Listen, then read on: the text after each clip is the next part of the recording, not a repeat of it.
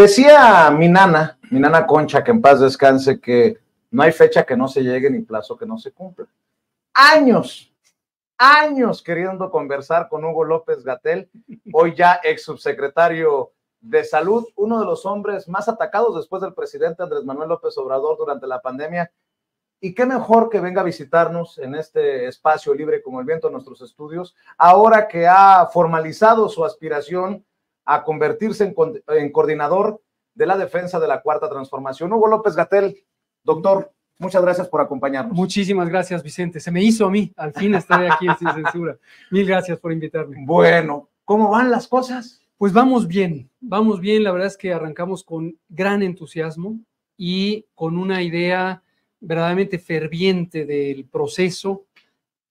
Tenemos un grupo fabuloso de personas mayormente jóvenes, también algunas con bastante experiencia en los asuntos de la política, particularmente en la acción comunitaria de terreno. El grupo está creciendo rápidamente y el grupo está teniendo mucha creatividad. Entonces, arrancamos, ayer presentamos en conferencia de prensa cuál es nuestra perspectiva de la transformación en la Ciudad de México, cuáles son las motivaciones que nos llevaron a tomar esta decisión y dos cosas fundamentales. Nuestra idea se centra desde luego en la justicia social y lo expresamos como humanizar la ciudad. Nuestro propósito es humanizar la ciudad. Y fuimos detallando qué significa para nosotros humanizar la ciudad. Pero lo segundo que quiero destacar es, abrimos desde ahora ya una idea de que la construcción de los consensos políticos necesarios para un proyecto como este requieren no tener una actitud de prejuicio, de secta, de grupo, de pequeño interés, en cualquier sentido.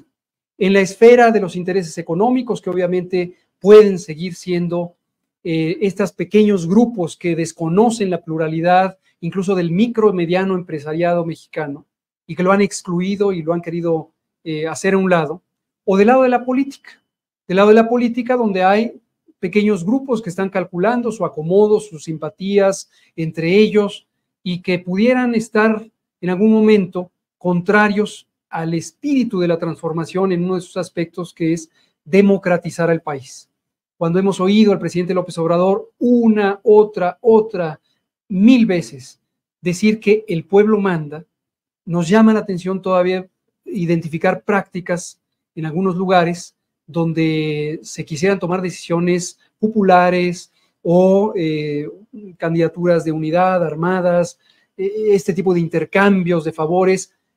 Nuestra postura es ética sobre todo. Nosotros pensamos, y lo hemos dicho así, uno de los elementos centrales de identificarse con la izquierda es pensar en la honestidad, es pensar en la transparencia con la que se abordan los problemas de cara al pueblo.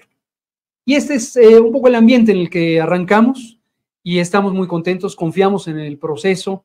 Hemos platicado, desde luego, ya lo he detallado anteriormente, cómo en la toma de decisiones sobre este planteamiento de ayudar a la transformación, ponernos al servicio del proceso de transformación y pensar en el proyecto más que en las personas en lo individual. Obviamente lo consultamos con el presidente López Obrador de manera muy directa y muy precisa, muy clara, y lo consulté con la doctora Sheinbaum. Arranca Hugo López-Gatell como no quiero ofender, por favor, el favorito del presidente. Yo no pienso que sea eso. Yo lo que considero, y la verdad es que es algo que me llena de orgullo en ese sentido, pertenecer a un movimiento cuyos líderes, en este caso el presidente López Obrador, Claudia Sheinbaum, son personas congruentes. El caso de Claudia la conozco hace 35 años y no he dejado de ver su congruencia.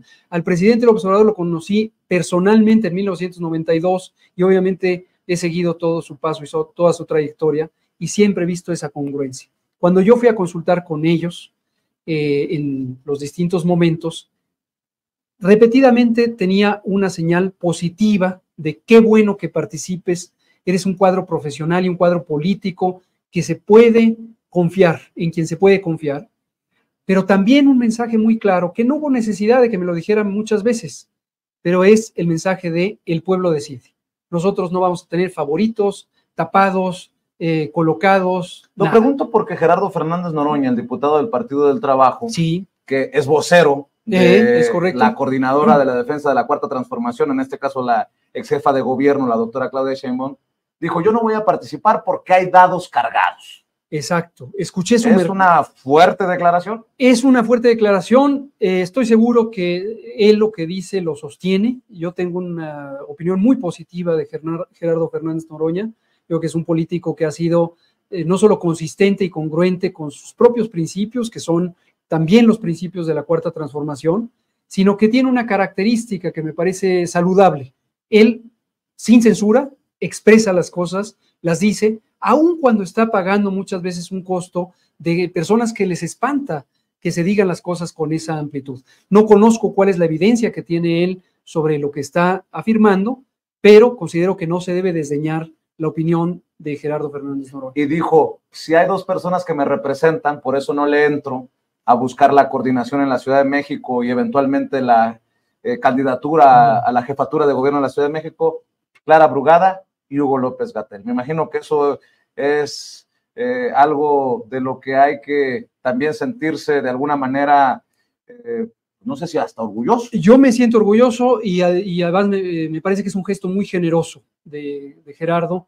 Gerardo ha ido construyendo además una trayectoria, particularmente en los últimos años, de resistencia ante los múltiples embates que ha sufrido por parte de los grupos de derecha, de los grupos conservadores, y al interior del movimiento de transformación, yo creo que él ha sido respetuoso de tiempos, espacios, personajes, protagonistas, y eso me parece muy loable.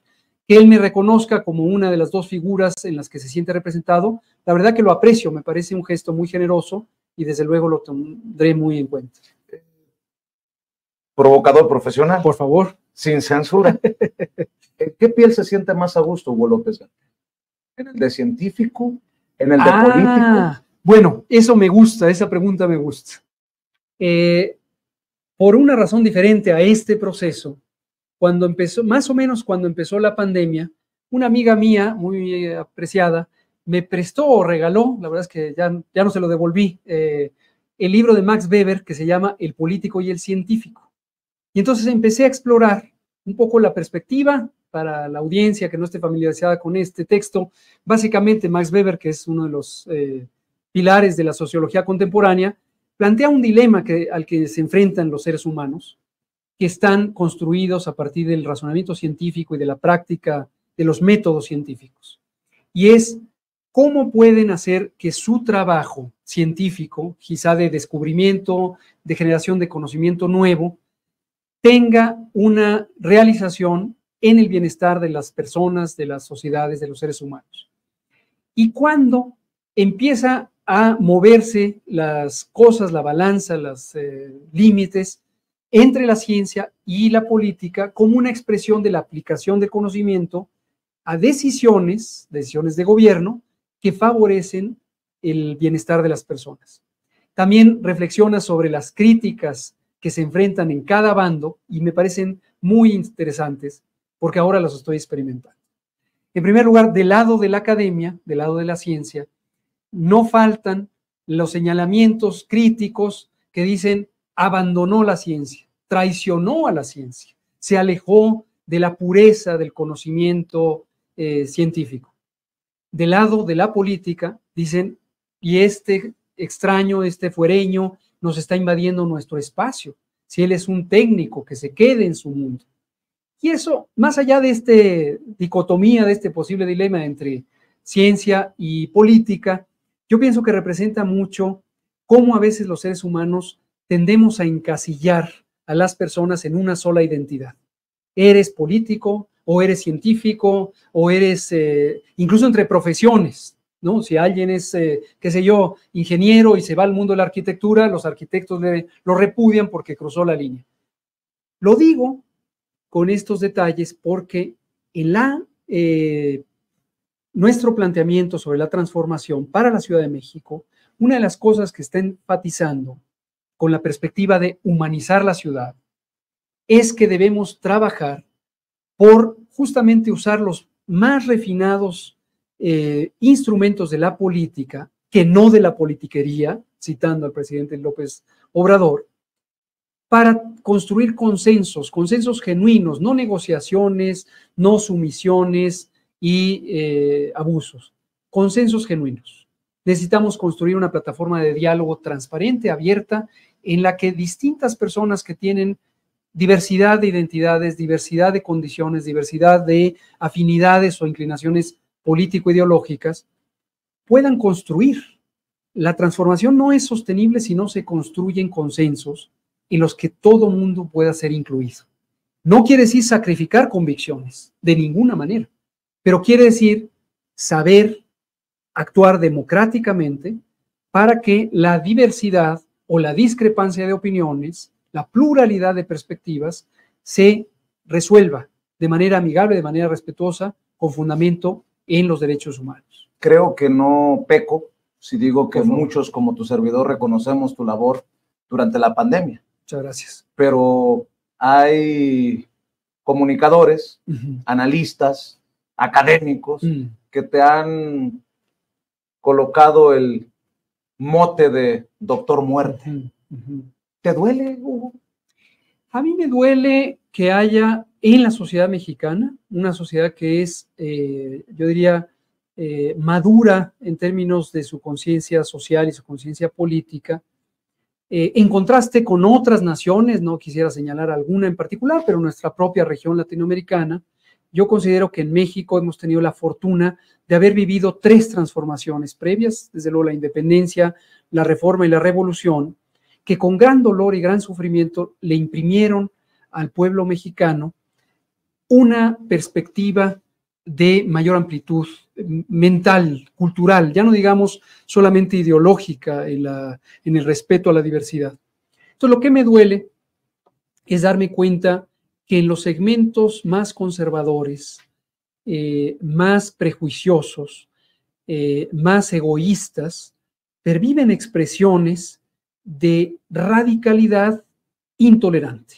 ¿Hipócrita?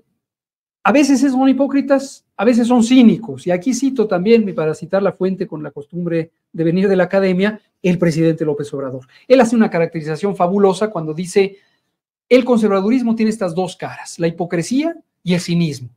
Pero dice, prefiero a los cínicos, porque por lo menos se sabe qué esperar de ellos. Pero tenemos un segmento de gran hipocresía en la academia, incluso en las universidades públicas, por supuesto también en el mundo empresarial, que lanzan la piedra, esconden la mano. Yo quisiera escuchar, y no lo he escuchado, lo he buscado a lo largo de estos años de ataques contra mi persona y contra el proyecto. Quisiera escuchar una argumentación coherente, una argumentación rica y enriquecedora, fuentes de evidencia, capacidad de debate. Estoy seguro que hay puntos donde pudiéramos llegar a entender qué es lo que están pensando si lo expresaran correctamente. Tristemente no se ve eso. Hace 1 o 2 días, creo que fue anteayer, un grupo pequeñísimo de 6, indudablemente académicos de la Universidad Nacional y de otros lares, publicaron una carta cuando yo vi un titular en los diarios corporativos que decía: académicos repudian la postulación de López-Gatell. Dije, bueno, qué bien, quiere decir que hay un grupo de intelectuales que ha estado entendiendo la realidad y que tiene argumentos. Vamos a ver quiénes son y qué proponen. Me encuentro una pequeña carta, incluso con errores de sintaxis, que viniendo del mundo académico a veces es, si no repudiable, por lo menos bochornoso, reducido a prácticamente insultos, epítetos, descalificaciones, y 6 o 7 elementos argumentales que son los mismos que le hemos oído a una y otra vez a todos estos comunicadores, y que son los argumentos que se construyen, todo el mundo lo sabe, en despachos de consultoría política pagados por las corporaciones para atacar a sus adversarios. ¿Quiénes son los que firman esa carta? No lo recuerdo, pero identifiqué gruesamente que son los allegados al exrector y exsecretario de Salud, José Narro Robles. Una intención política. Totalmente. Ya que estamos en estos temas, porque es donde se pone apasionante el diálogo sin censura, ¿asumes, Hugo López-Gatell, que eres uno de los funcionarios más golpeados, y que tal vez sea porque te atreviste a levantar la voz en momentos críticos para el mundo con esta pandemia. Creo que no va a haber alguien que en sus 5 sentidos me pueda reclamar cuando digo que no te pueden regatear, que has sido el funcionario del gabinete que más has defendido al presidente Andrés Manuel López Obrador públicamente, con aquellas conferencias vespertinas y con lo que se ha hecho antes, durante y después de la pandemia. ¿Así lo ves? Yo pienso, bueno, no tengo ninguna duda en señalar, y lo hago con enorme orgullo y satisfacción, cuando yo entré al proyecto de gobierno del presidente López Obrador, y yo venía de un camino distinto, yo venía de una institución académica, entré por la deferencia y la generosidad de mi maestro, el doctor Jorge Alcocer, secretario de Salud. Aun cuando yo ya conocía al presidente López Obrador de etapas previas, yo entré como hijo de vecino. Yo aquí vengo a contribuir con mis capacidades técnicas. Pero desde luego las capacidades técnicas, sobre todo en algunos campos, y es el caso de la salud pública, área del conocimiento y la práctica en donde yo me formé y donde yo he ejercido, toca intereses de pequeño grupo, toca intereses de los poderes económicos y a veces de los poderes políticos. Esto es previo a la pandemia. Cuando entramos, teníamos un plan de trabajo muy claramente identificado, sustentado en el trabajo científico, entre otros del Instituto Nacional de Salud Pública o del Instituto Nacional de Ciencias Médicas y Nutrición Salvador Subirán, donde yo trabajaba. Y el centro temático de ese programa estaba encaminado a mejorar la salud, trabajando sobre los determinantes de la salud, es decir, aquellas condiciones que en nuestra vida diaria nos afectan. Y algunas que son claramente el motor de los grandes males de salud de México están en la alimentación no saludable. Hemos dicho muchas veces, la alimentación no es una conducta que dependa solo de la voluntad de las personas. Principalmente depende del acceso efectivo a los alimentos. Si estos son saludables, nos va a ir bien. Si estos son comida chatarra, bebidas azucaradas, nos va a ir muy mal, como nos ha ido. México tiene, se sabe, una de las mayores epidemias crónicas de obesidad, sobrepeso, diabetes, cánceres, que están asociados con la mala alimentación. Entonces empezamos, una de nuestras primeras acciones fue establecer los etiquetados de advertencia, estos octágonos negros que nos alertan de los productos industrializados, cuáles tienen exceso de grasa, azúcar, sal, calorías, etc. La reacción nos dejó esperar y no hay que perder de vista que en el sexenio de Enrique Peña Nieto, el secretario Narro y mi antecesor en la subsecretaría trabajaron mano a mano con la industria alimentaria y la industria de los refrescos para impedir las políticas públicas que proponíamos desde la academia, precisamente, por interés propio, interés de grupo. Déjame ver si entiendo, doctor. Sí. O sea que las Coca-Cola, las Sabritas, los Bimbos, pueden ser de las empresas enojadas contigo y que podrían estar financiando estas campañas sucias. Lo considero altamente probable. Y lo considero altamente probable porque identificamos que el contenido, tiempos, personajes, orientación de los ataques, en primera empezaron antes que la pandemia. Entonces, nada tienen que ver con que si el cubrebocas o no cubrebocas, si las pruebas rápidas o no pruebas rápidas, nada tienen que ver con las dolorosísimas estadísticas que en todo el mundo se vivieron de pérdidas de vidas humanas. Es una escalada previa. Y aquí quiero hacer una distinción importante y me dirijo a la clase media mexicana en un segmento muy amplio como lo es.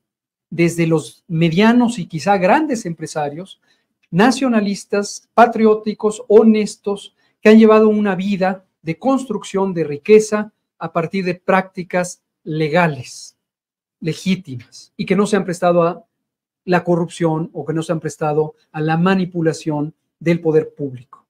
Desde eso, en términos monetarios, los pongo como una especie de escala, hasta desde luego un vasto universo de la clase media que son profesionistas, pequeños comerciantes, pequeños empresarios, personas incluso vendedoras, ambulantes, personas desempleadas, personas que son trabajadoras manuales, pero que por alguna clase de bonanza económica, quizás circunstancial, se adscriben ideológicamente o referencialmente a la clase media.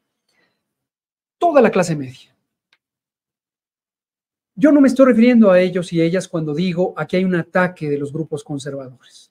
Aquí se ha fabricado intencionalmente un discurso por parte de los más conservadores, un pequeño grupo de oligarquía que son un puñado de familias de altísima concentración de la riqueza y que ciertamente en muchos casos, y esto está históricamente documentado, construyeron su riqueza basado en la corrupción y basado en prácticas que en el mundo empresarial se considerarían desleales y poco saludables incluso en términos económicos. Ese grupo ha sembrado un discurso sistemático de odio para que lo adquiera este vasto universo de la sociedad.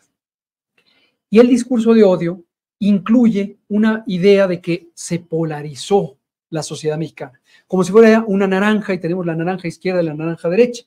No es una polarización. Tenemos un conjunto grande de la sociedad mexicana, mayoritario, demostradamente mayoritario, que incluye a profesionistas, académicos, a intelectuales, a gente del arte y la cultura, a estos micro, medianos y pequeños empresarios, sobre todo de los territorios urbanos, y todo lo demás, que mayoritariamente lo que quiere es vivir en un mundo sin violencia, en un mundo en paz, en un mundo de oportunidades y progreso, que está dispuesta a distribuir la riqueza para que todos quepan y todos lo impulsen. Para que el más vulnerable pueda comer. Así es. Y pueda comer mejor. Así es. Perdón por interrumpir. No, muchas gracias. Este mensaje clave que quedó enunciado en la frase del presidente López Obrador, por el bien de todos y todas, diríamos, para incluir la perspectiva de género, por el bien de todos y todas, primero, las personas pobres.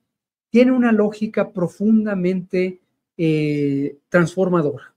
En una sociedad, y esto se ve en las sociedades más polarizadas económicamente del mundo, naciones en África, naciones en Asia y varias de América Latina, lo que vemos es una situación en donde el concepto de progreso, más allá de precisiones teóricas, pero digamos, el aumentar el bienestar, se ve sistemáticamente interrumpido cuando hay estas grandes diferencias de distribución de la riqueza, de distribución del acceso a los servicios y la garantía de los derechos. En México tenemos 50% de la población viviendo en pobreza. 50, es la mitad de la población viviendo en pobreza. Esto es moralmente inaceptable.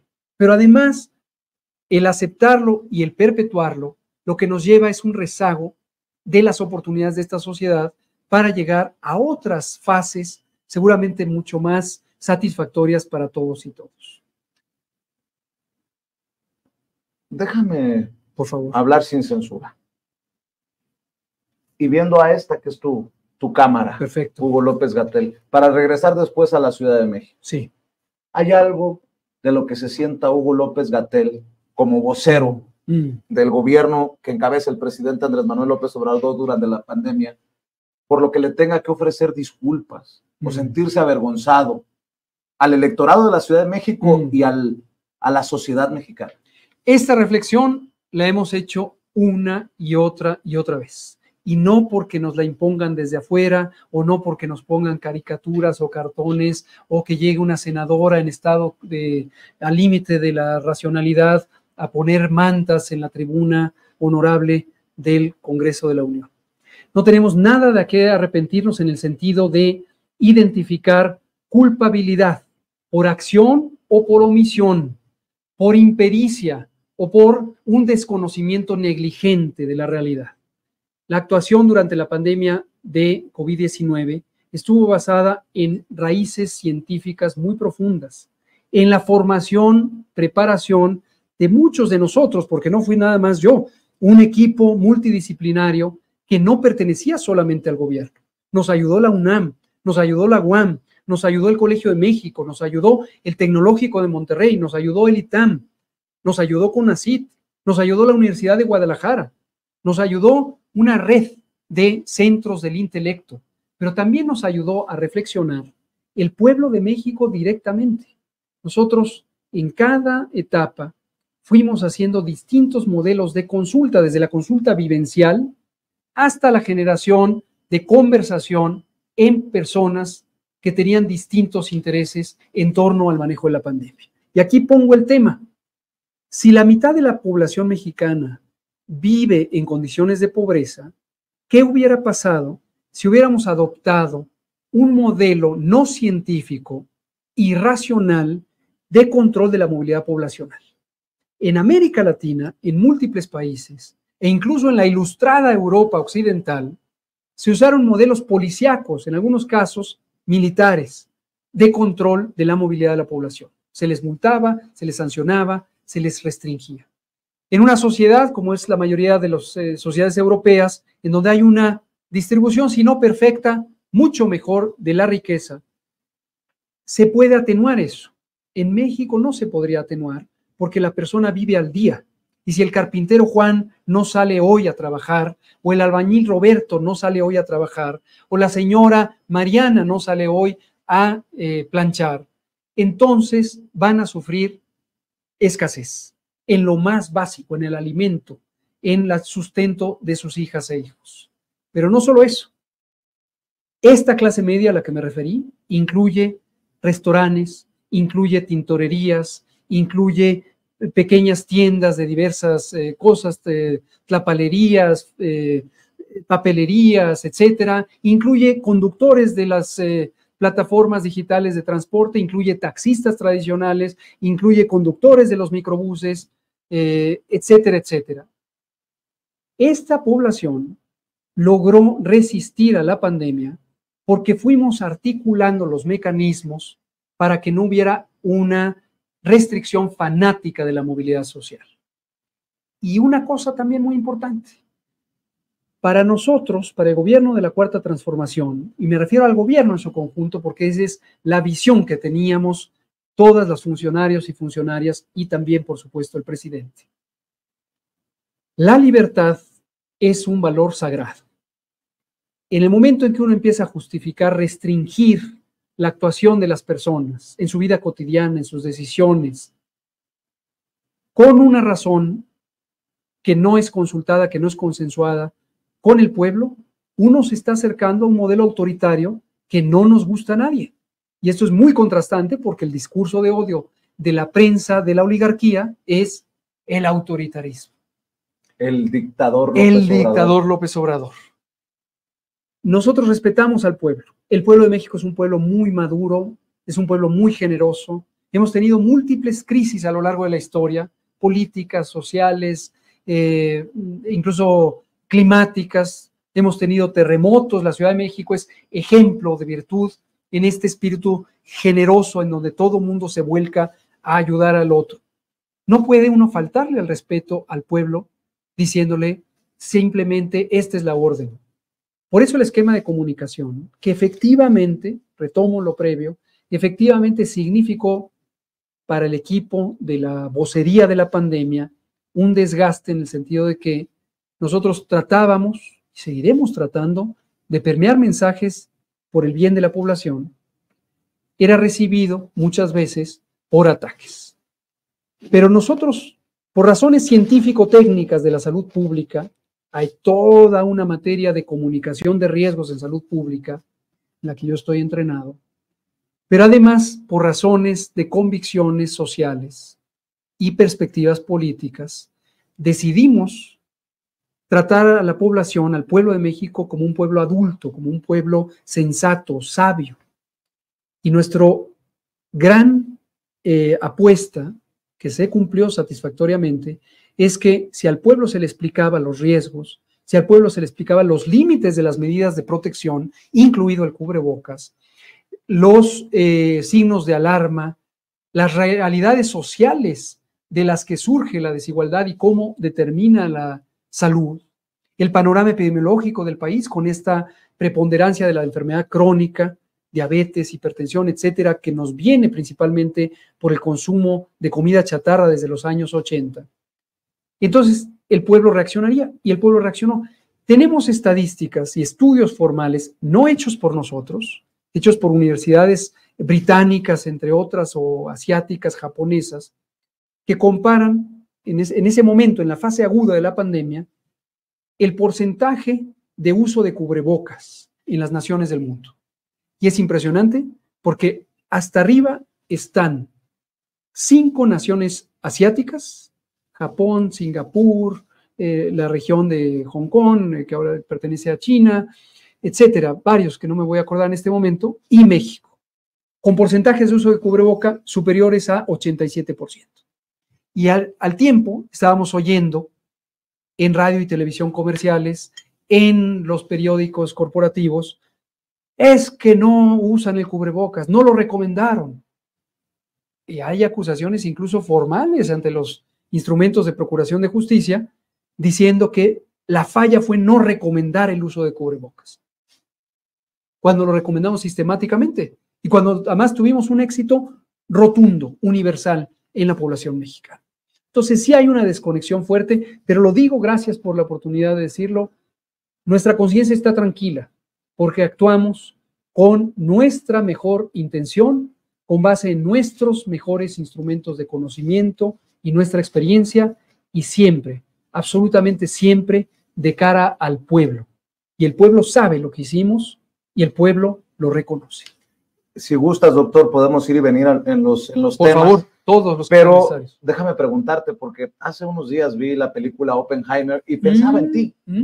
Este científico que termina siendo el culpabilizado por la bomba atómica, y que sus intenciones iban a veces entre el bien y el mal, pero que demuestra que ni ángeles ni demonios, que todos tenemos claroscuros. Así es. Hay gente que te quiere ver en la cárcel. Sí. Hay políticos, adversarios políticos suyos que quisieran meterte al bote. ¿Qué te va a sacar adelante? ¿Qué te va a convertir en el personaje ideal, en el perfil ideal para ser el coordinador de la defensa de la Cuarta Transformación desde tu perspectiva, obviamente? Desde luego yo aspiro a que quién soy, este sujeto que está aquí ahora frente a ti, frente a tu audiencia, y que estará recorriendo la ciudad para conocer aún más a la gente y que me conozcan abiertamente, que se formen un juicio, que identifiquen las ventajas, que me contrasten con los demás compañeras y compañeros que están compitiendo o concursando, se le puede decir así, en este proceso interno, y que la decisión que tome sea la más sensata. Es decir, en primer lugar, mi primera aspiración de este proceso interno y de mi participación no es ni siquiera ganar, es que el proceso sea legítimo, que sea irrefutable y que cuando se tome la decisión sea la más favorable a la Ciudad de México, lo mismo en las otras 8 entidades federativas donde está ocurriendo un proceso, y que lleguemos con una plataforma social, no solo política, sino social, sólida, para mantener el proceso de transformación. Esa es mi primera aspiración. Si en esa deliberación el pueblo de la ciudad considera que yo soy apto, cuentan con mi compromiso. Yo suelo comprometerme de manera muy abierta, muy transparente. Aquí hago un paréntesis. Ha habido políticas y políticos profesionales, ha habido periodistas que en las entrevistas me dicen, oye, qué error exponerte a ese desgaste.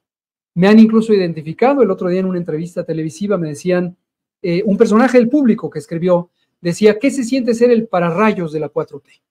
Como si mi papel hubiera sido ponerme ahí para que me lleguen todos los choques, todos los trancazos. Mi respuesta es simple. Primera, yo no soy masoquista, no es que me gusta sufrir o que me ataquen. Segunda, no me siento atacado. No me siento atacado porque entiendo de dónde vienen los ataques, cuál es su verdadera motivación. A veces lo veo incluso con un sentido humano. Puede ser un vicio profesional. Yo soy médico clínico, soy médico internista antes que ser especialista en salud pública y epidemiología. Y durante mi práctica clínica, como le ocurre a cualquier compañera, compañero médico, es común que uno enfrente el dolor humano porque alguien perdió la vida, porque a alguien le tienen que hacer una operación, porque a alguien le dan un diagnóstico de una enfermedad de difícil manejo. Y hay una reacción violenta en el momento. Lo que quieren es encontrar no quién se las debe, sino quién se las paga. Y a veces en los hospitales esto pasa todos los días. Hay gritos, hay sombrerazos, se rompen puertas, porque la gente siente esa frustración. Si uno está entrenado en una ciencia humana, como lo es eminentemente la medicina, uno sabe que el ser humano pasa por estos procesos. Incluso uno conoce los circuitos neuronales que están involucrados en esto. Y uno no debe ni juzgar, ni enfrentarse a una persona que está pasando eso. Bueno, ¿no? Pero has de tomar personal algún comentario de Lili Telles o de Kenia López Rabadán o de Joaquín López Dóriga o de Loret de Mola. Ninguno es personal, ninguno es personal. Yo fui el pretexto. En ese sentido, la figura de que si soy el pararrayos de la 4T, a lo mejor tiene cierta correspondencia con la realidad, no porque sea planeado, sino por la circunstancia. ¿Qué es lo que ocurre? Esta gente, los que has dicho, Joaquín López Dóriga, Loret de Mola, Ciro Gómez Leiva, Azucena Uriesti, todos los corporativos del Reforma, El Proceso, una buena parte del Universal, algunos segmentos muy radicales de Milenio en toda su pluralidad, lo que están sintiendo es una gran frustración, ni siquiera ellos, por muchos millones que tiene Ciro Gómez Leiva con las propiedades de las que se ha hecho en distintas partes del país, especulando con la tierra y con la propiedad inmobiliaria. Por mucho dinero que pueda tener López Dóriga, son pequeñitos, son una pequeña pieza y no se dan cuenta o no quieren darse cuenta. Viven embelesados en esta idea de que pertenecen a la clase alta, cuando en realidad ellos son empleados. Bueno, han de cobrar bien. Quizá cobren bien, pero ellos ya hace mucho tiempo perdieron conexión, desde luego con la ética, con cualquier valor y sentido humano. Y entonces viven, son un poco como, ¿cómo se llaman los muñequitos estos que? Entonces viven para satisfacer las expectativas de los verdaderos dueños, los machuchones, como dice. De la mano que mete la cuna. Claro. ¿Qué es esa oligarquía, esa ultra oligarquía, ese grupo chiquito? Es que está muy fuerte lo que estás diciendo, doctor. Te van a dejar llegar. Fíjate lo que te estoy preguntando, doctor Hugo López-Gatell. Te van a dejar llegar los que hacían negocio con las medicinas y a los que se les puso un freno. Así es. Te van a dejar llegar las compañías de la comida chatarra. Te van a dejar llegar las tabacaleras. Las tabacaleras por... Oye, ¿qué paquete te has aventado, Hugo López-Gatell? Me decía un amigo el otro día, a quien le contesto, es un amigo extranjero, le expliqué el contexto de México, y me decía, oye, ¿sí te das cuenta que eso es equivalente a que vivieras en Estados Unidos, fueras estadounidense y te metieras con la industria armamentista? Son los poderes fácticos más grandes que hay en el mundo. No es que lo desconozca, no es que me dé cuenta, tampoco soy un irresponsable y, como digo, ni un mártir que me quiera hacer mártir o victimizar. Lo que sí me ocurre, y ni modo, pues es también parte de del sesgo profesional y las convicciones sociales, es que me apasiono. Para mí no hay medias tintas. Para mí uno se compromete con una perspectiva y una aspiración de justicia, por ejemplo, y hay que volcarse de lleno. No se vale estar calculando, no me vaya a manchar las manos, no me vaya a mojar los calcetines. Hay que lanzarse. También me viene un poco de familia. Mi abuelo, Paco, es un individuo que a sus 40 años, siendo terrateniente, siendo católico, siendo militar, luchó contra el fascismo en España, renunció a cualquier privilegio y tuvo que salir huyendo con sus 3 hijos y su mujer, mi abuela Mercedes, y se asentaron en México, con una mano adelante y otra atrás. Entonces, cuando yo tengo esos ejemplos en mi propia vida personal, yo no puedo, es más, no es que yo no quiera, es que no puedo renunciar a ese compromiso. Es un compromiso ético de muchas generaciones, ¿no? Si nos va a ir bien o nos va a ir mal, si nos van a atacar o no nos van a atacar, no podemos sacrificar lo más por lo menos. Y regresando a la pregunta sobre la dinámica al interior del gobierno, lo que incluso analistas muy profesionales en la academia y en la práctica me han explicado es, a mí me atacaron porque no podían atacar al presidente López Obrador. Ah, caray.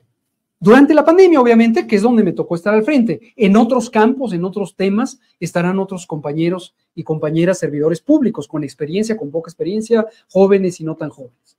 Pero el momento crucial de la pandemia, toda esta gente estaba viviendo, estas oligarquías, estos grupos de poder y sus voceros, estaban viviendo la frustración de perder privilegios, de no poder seguir acrecentando sus intereses a costa de la riqueza nacional y a costa del poder público. Pero obviamente saben, por los rituales de la política, que no se pueden pelear con un presidente porque eso les lleva un enorme desprestigio, incluso a nivel corporativo. Pensemos en una empresa nacional o multinacional cuyo asamblea de accionistas se da cuenta que los funcionarios de la empresa o colegas accionistas se están contraponiendo al poder público de una nación del tamaño de México, con 130 millones de habitantes, la 14ª población y la 11ª economía.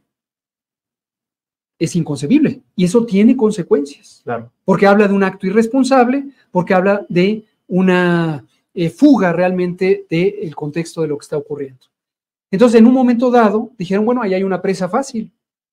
Este funcionario relativamente no tan grande. Pero que le salió respondón y salió más cabrón que bonito. Dicen en mi barrio. Bueno, el presidente lo único que dijo es, querían pollito y le salió un gallo. Oye, doctor, ya que estamos hablando de esto, mencionas la historia familiar. Sí. Y la migración, este fenómeno que también tiene la Ciudad de México en algunos momentos complicada, sí, por el paso de muchos migrantes, sí, será uno de los temas que tendrá que abordar la persona que termine siendo jefe o jefa de gobierno de esta gran capital. ¿Qué retos ves? ¿Cómo ves a la Ciudad de México? Ah, bueno, son cosas muy interesantes. Desde luego nos pusimos hace muchos meses a estudiar más a detalle la ciudad. Yo nací aquí, yo crecí aquí, prácticamente toda mi vida he estado en la Ciudad de México, entonces la conozco vivencialmente. O sea que desde hace tiempo ya habías tomado la decisión de entrarle. Bueno, desde hace tiempo empezamos a estudiar lo que ocurría en la Ciudad de México, entendiendo dos cosas principalmente. La primera, venimos de una serie de gobiernos progresistas, yo diría de izquierda, algunos de ellos, que no todos, en la Ciudad de México, desde 1997, cuando el ingeniero Cárdenas fue electo jefe de gobierno. Desde luego, todo el periodo de gobierno del presidente López Obrador, y las políticas estuvieron orientadas al bien común, a la justicia social, a poner en práctica servicios a cargo del gobierno que son una responsabilidad, si no exclusiva, prioritaria del gobierno: educación, salud, promoción de la vivienda, transporte, reorganización del territorio y reordenamiento territorial, etc. Después tuvimos algunos vaivenes. Inmediatamente después del presidente López Obrador tuvimos dos gobiernos que empezaron a hacer un poco de negociación y zigzagueo y regresaron a modelos de práctica de asociaciones público-privadas. Ah, caramba, esto no le va a gustar ni a Marcelo Ebrard ni a Miguel Ángel Mancera. La evaluación objetiva documental muestra eso. Marcelo Ebrard y Miguel Ángel Mancera. Te comento cómo hicimos el análisis. Y aquí se pone sabroso. A ver, venga. Dijiste que sin censura. Órale, venga. Dijiste que sin censura. Nosotros evaluamos los distintos temas: salud, vivienda, trabajo, educación, movilidad, parques y jardines, servicios de agua, de gas, eléctricos. Columna 1, presidente Andrés Manuel López Obrador. No nos fuimos hasta el ingeniero Cárdenas, pero empezamos ahí. Columna 2, Ebrard. Columna 3, Mancera. Columna 4, Sheinbaum. Punto a punto fuimos caracterizando, sin prejuicio, quiero decir, no era vamos a construir una historia de nuestro prejuicio. ¿De esto hablabas en la conferencia?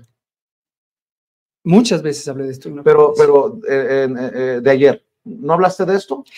Un poco. Ahorita si quieres lo ligamos. Bueno, perdóname por interrumpir. Venga.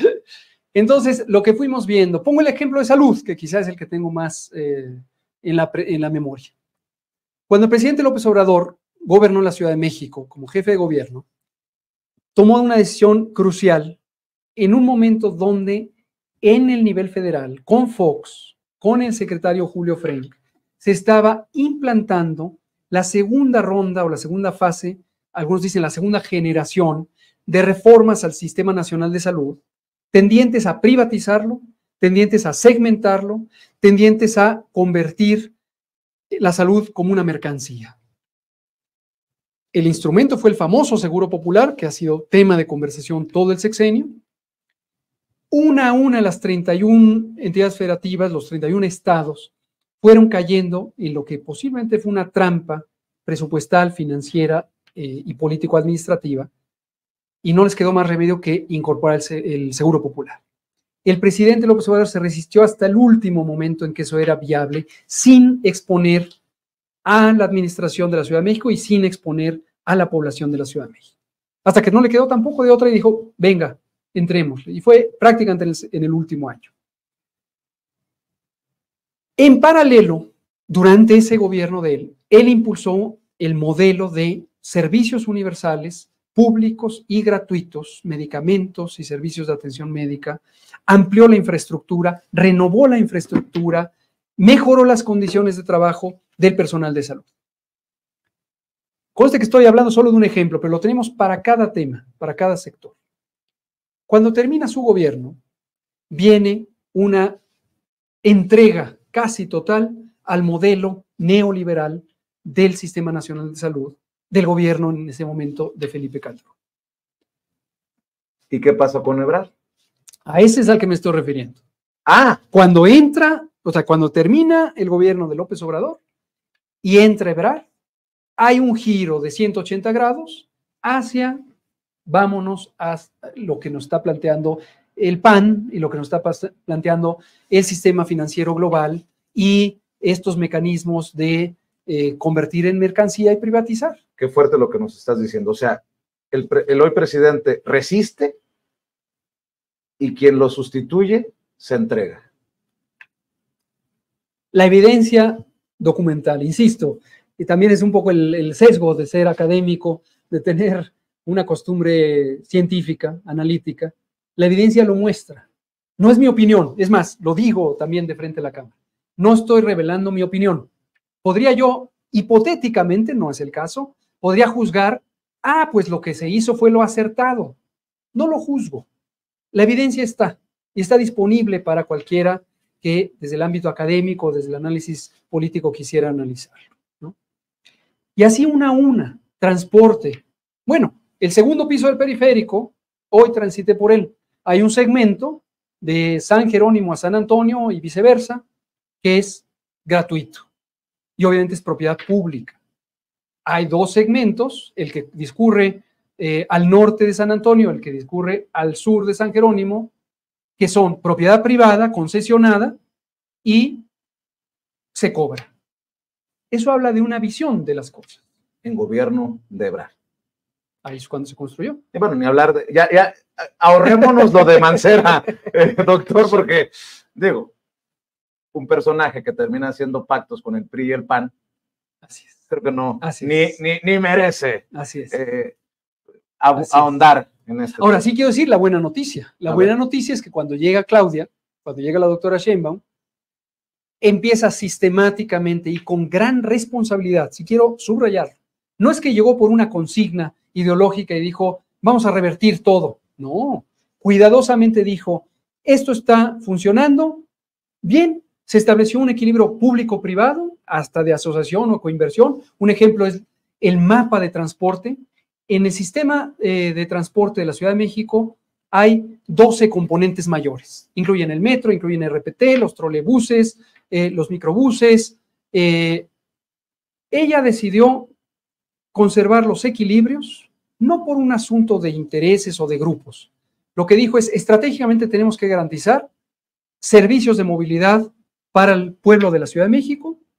Si está funcionando bien algo, vamos a respetarlo y vamos a apoyar para que llegue a las mejores prácticas, transparencia, honestidad administrativa, eficiencia, la regulación de emisiones, etc. Si no está funcionando, ella ejerció presiones y dijo, esto me perdonan, pero aquí vamos a seguir ampliando el Metrobús, por ejemplo, o el cablebús que en su momento se estableció y que entró en una contradicción importante con pequeños proveedores de transporte de tierra en la zona ambas zonas donde están los cablebuses. Entonces, es un ejemplo de una funcionaria, de una servidora pública, de una gobernante que actuó con cuidado, con responsabilidad, sin prejuicios, indiscutiblemente con una visión del interés público, del interés colectivo, y que de lo que le dejaron lo empezó a sanear para que funcionara al servicio de la gente. Con Andrés Manuel López Obrador, el gobierno se fue a la izquierda. Sí, indiscutiblemente. Después se derechizó. Bastante, bastante. Con Ebrard se derechizó más con Mancera y regresa con Claudia Sheinbaum hacia la izquierda. Así es, así Sí. lo veo, así lo veo. ¿Y cómo nos imaginaríamos una defensa de la 4T al frente de Hugo López-Gatell? Yo tengo muchísimas coincidencias con la visión de Claudia Sheinbaum en cómo ejerció el mando de la Ciudad de México, cómo supo con gran habilidad encontrar la colaboración de empresarias y empresarios, de grupos de, por ejemplo, la academia y del mundo intelectual, cómo supo incluir no solamente a lo que ya existía, sino supo abrir nuevos espacios de participación, desde luego de manera muy colaborativa con el legislativo de la Ciudad de México y colaborativa con el gobierno federal. Considero desde luego también que el tener a un presidente como Andrés Manuel López Obrador fue enormemente benéfico también para la Ciudad de México, porque lo que permitió es que el proceso de transformación dejara claro cuál era el rumbo en el que íbamos.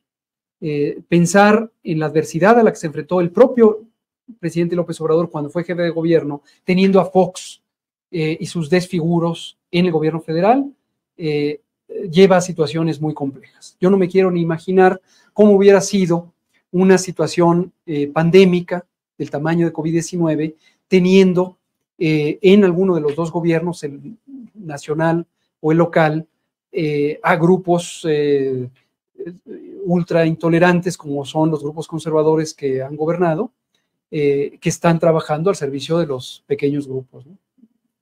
Dicen en inglés, let me cut to the chase. Déjame cortar favor. por los atajos.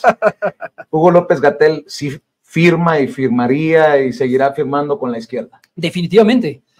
No, en eso no tengo la menor duda y creo que gracias por la oportunidad de dejarlo en claro. Y déjame contarte, tratando de no abusar del tiempo, una pequeña anécdota chusca que la dije ayer en la conferencia de prensa. La semana pasada me entrevistó un periodista, cual se lo agradezco, de alto nivel, muy reconocido, muy prestigioso, muy brillante.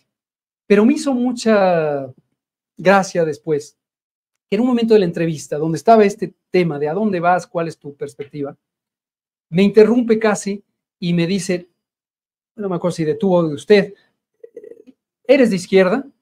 Yo le dije sin ambajes, automáticamente, sí. Y me empieza a decir, ¿qué has leído de izquierda? ¿Cuántos libros? ¿Cuáles? ¿Cuántas marchas? ¿A cuáles has ido? ¿A ¿Qué tan de izquierda? ¿Al socialismo o al comunismo? Come niño, rojo. Justo.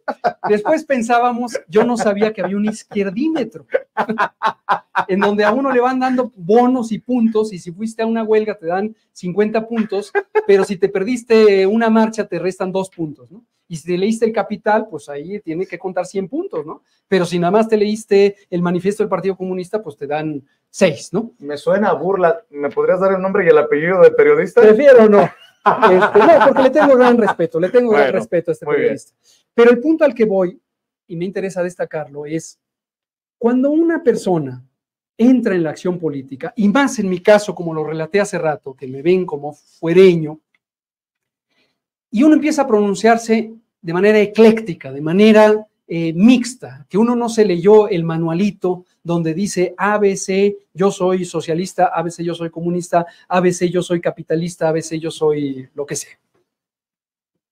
Eso causa gran incomodidad, porque lo que dicen es cómo lo clasifico para poderlo atajar, para poderlo contener. Y lo ven a uno como una especie de amenaza a intereses construidos, a consignas, a dogmas. Yo no tengo duda en identificarme con las causas de la izquierda. Cuando me dicen, entonces, define qué es izquierda, tampoco tengo una definición académica y dudo que haya. Hay un libro de Lenin, de Vladimir Ilich Ulyanov Lenin, que se llama El izquierdismo, fase infantil del socialismo, ¿no? Y es esto, es este fenómeno, donde uno entra, donde las personas que se quieren sentir incluidas empiezan a presumir, yo soy de izquierda por esto, yo soy de izquierda por esto. Yo no necesito esto. Esto me recuerda, aunque he tenido acceso a algunas literaturas como la de la generación del 98 española, don Miguel de Unamuno, uno de sus más célebres representantes, lo atacaron fuertemente en su tiempo porque él escribía novelas, además de ensayos y otras cosas. Y entonces le decían, esto es una historia muy conocida, le decían, es que usted no escribe novelas porque no sigue las reglas de estilo de la novela. Y entonces Unamuno lo que decía es, no le llamen novelas, yo escribo nivolas, ¿no? Entonces, así es lo que digo. ¿Qué es para mí la izquierda? La izquierda es un pensamiento libertario que respeta a las personas en su esencia, basado en sus derechos fundamentales, respeta su dignidad y la promueve y la protege, está preocupada por la injusticia social y promueve la justicia social, considera que el Estado o los gobiernos tienen una obligación de proteger, promover y defender el interés de la gente, que hay un ámbito público que es estratégico, que no puede estar a expensas de convertirse en una mercancía, que hay elementos que pueden participar en una economía diversa, en donde hay iniciativa privada que puede hacer un patrimonio o una riqueza en condiciones justas, pero que obviamente se tiene que velar porque esa aspiración de generar riqueza no se cimente en abusos a la persona trabajadora, porque hay que cuidar el espacio de trabajo con reglas claras,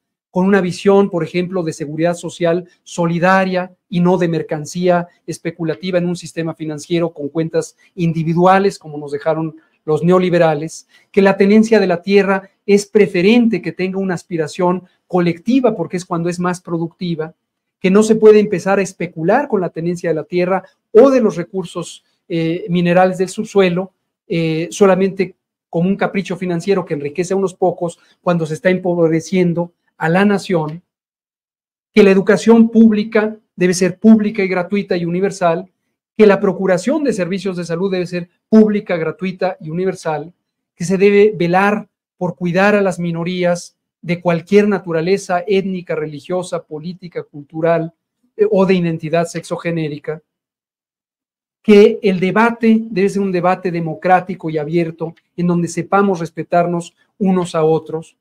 Podría enunciar un conjunto muy amplio de características de la vida social que desde mi punto de vista representan el pensamiento de la izquierda, porque además lo puede uno constatar que a lo largo del tiempo esa ha sido la postura de la izquierda. Pues nada más hay que contrastarlo con los conservadores y la derecha, y cuando abren la boca, o en el Senado, o en la Cámara de Diputados.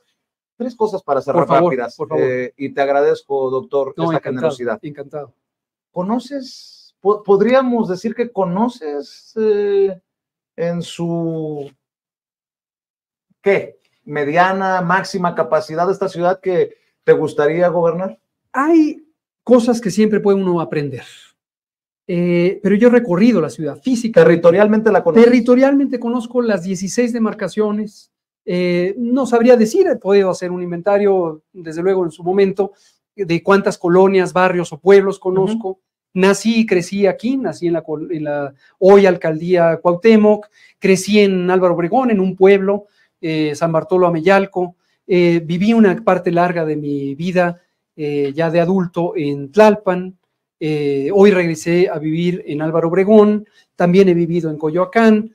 He recorrido físicamente por visitas o por visitas familiares la Gustavo Amadero, ahí nació la familia de mi mamá, ahí creció mi mamá, ahí vivían mis abuelos y mis queridas tías y tíos. Hoy tengo familia política en Iztacalco, mi compañera de vida y madre de mi hija nació en la colonia agrícola oriental y ahí vive mi suegra. He estado en muchos lugares. Me decía el otro día también un respetado conductor y periodista, ¿cuál es tu sitio favorito? Yo no podría decir cuál es mi sitio favorito. A lo mejor uno pensaría así a bote pronto, donde ha tenido las vivencias más agradables o más estimulantes. Pero yo creo que la diversidad social de la Ciudad de México entraña una gran riqueza, lo que de ninguna manera debe interpretarse como que es deseable que exista este nivel tan insultante de desigualdad. Tenemos el oriente de la ciudad con grandes carencias de servicios esenciales, de agua, una gran especulación de la tierra, una injusticia laboral muy grande. El oriente de la Ciudad de México, se podría decir, abastece la mano de obra del occidente de la Ciudad de México. Y eso no le conviene ni al oriente ni al occidente. Entonces, hay muchas realidades sobre las que hay que trabajar, pero yo me siento entusiasta de saber, es más, en estas semanas he estado recapitulando de memoria los sitios por los que he transitado. Y cuando digo transitar por la ciudad no es nada más pasé o fui a un restaurante o fui a una fonda o fui a un mercado. Yo tengo la costumbre de, cuando estoy en un lugar, sentir a la gente. El otro día recordaba una anécdota más o menos de mis 18, 19 años cuando estaba estudiando en Ciudad Universitaria.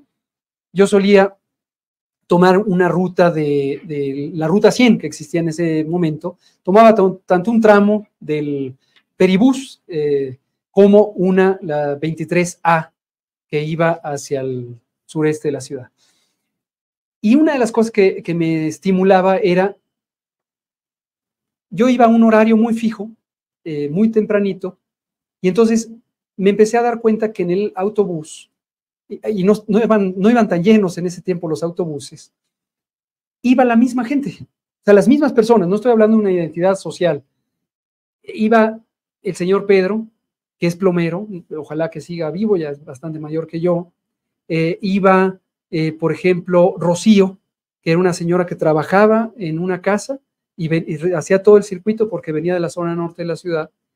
Y de cuando en cuando lográbamos hacer una especie de amistad transitoria, pero es una amistad cercana.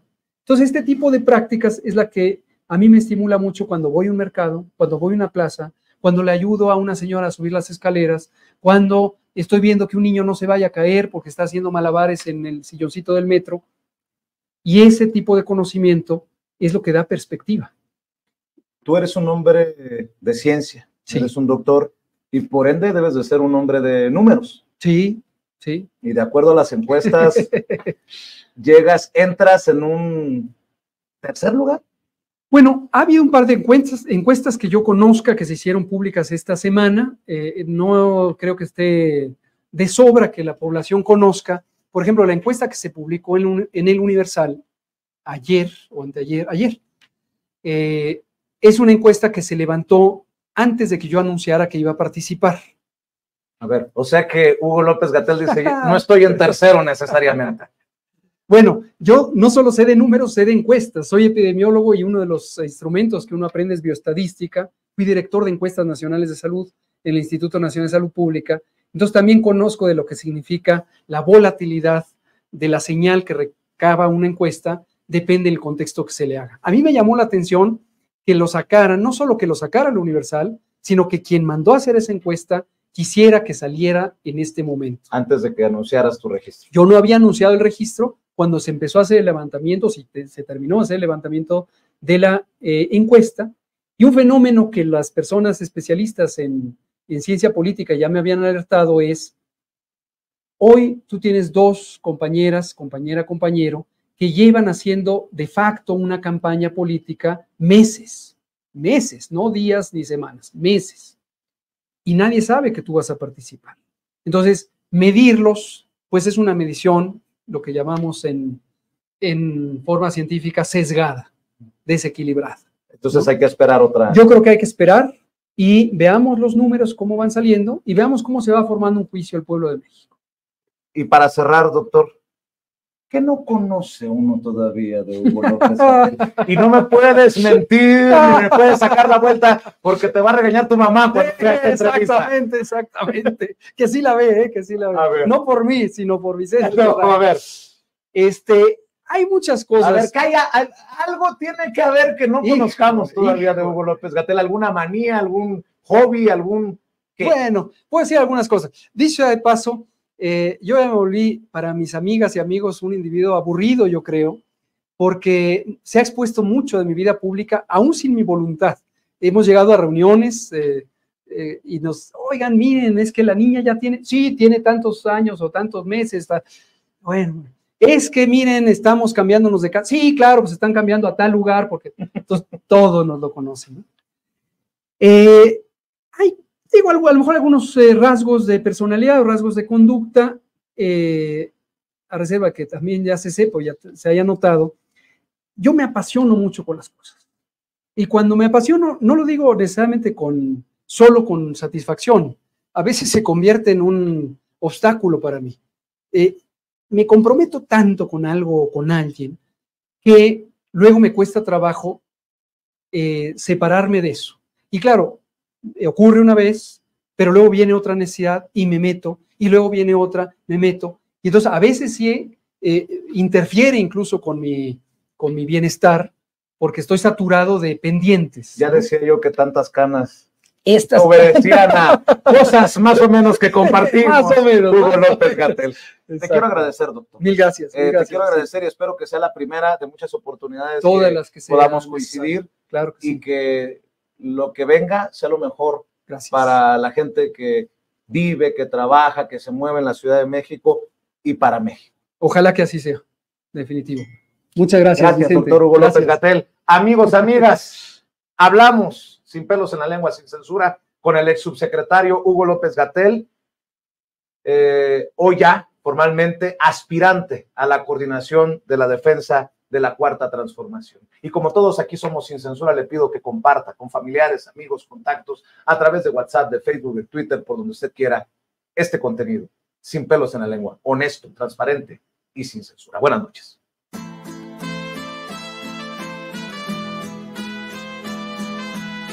Otra prensa que es luz y claridad en la noche oscura. Hay quien tiene remedio y hay medio sin cura. Hay una prensa que nutre la perfecta dictadura y le declaró una guerra abierta a la cultura. Hay otra prensa dispuesta a enfrentarse a esta locura, sincero, sin pero, sin miedo y sin censura.